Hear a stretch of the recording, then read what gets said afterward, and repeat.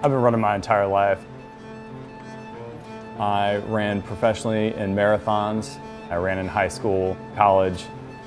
That is my safe space. It makes me feel good. I'm good at it.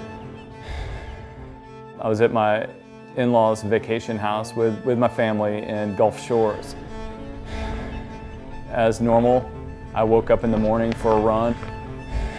I got a few minutes into the run, and I knew at that moment that something was wrong. I think what was going through my head is I might be done with running entirely. Man. Going back to that thought, I knew this was not discomfort.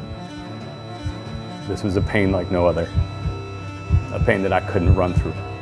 I've never not been able to power through.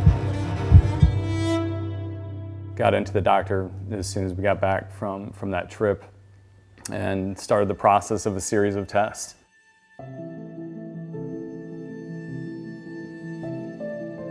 Nothing was really showing what the issue was. Last-ditch effort or last-ditch test was to do a CT angiogram. That was May 18th. Saturday was May 19th, I think. I got a phone call, I think from the on-call cardiologist at Ochsner.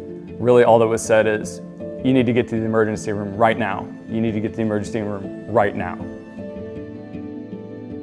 This is something that I would not forget. Really, he's sitting on a time bomb.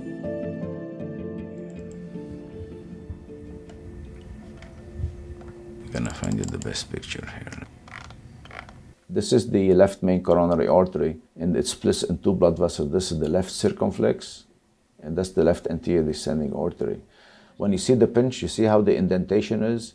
That shows you the blockages. With athletes that are used to high level of training and exercise and marathon running, with time there is something called ischemic precondition that the heart gets used to that and tend to function at low levels of oxygen despite having significant blockages. The amount of heart muscle at stake because of that blockage is basically 40% of the heart muscle. So if something goes wrong and he had a heart attack, he might drop dead, that's it, like you see in the movies. At that point in time, my world's spinning, and I'm just thinking about my kids. I've got a heart-related issue. If this doesn't go well, then my kids are without a father. As a professional runner, on that starting line, if you look left, you look right, you can kind of tell who's game on and who's not. Dr. Khuri had that same look. You could tell that he was a competitor and that he wanted to win. There was a plan in place, and everything was going to be okay.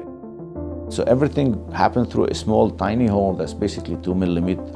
You get access, see the radial artery goes up here, goes all the way up to your axilla, and then gets to be under your clavicle and goes down and turns around to the aorta in your chest. You see the difference? 1 stent, 2 stents, and the blockages are gone. I always go back to the kind of strange, funny, and amazing thing about this whole process is I drove myself to the ER, had heart surgery, and drove myself home 24 hours later, feeling fine.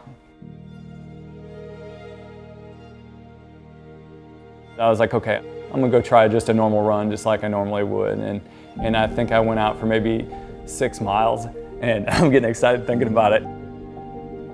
I had no pain, I felt great. And right then and there, I was like, oh my God, I'm back, I'm back. The technology that Ochsner has to do that procedure and do it that well is unbelievable. I couldn't imagine being anywhere else, getting that procedure done and coming out the way that I did. It's just amazing.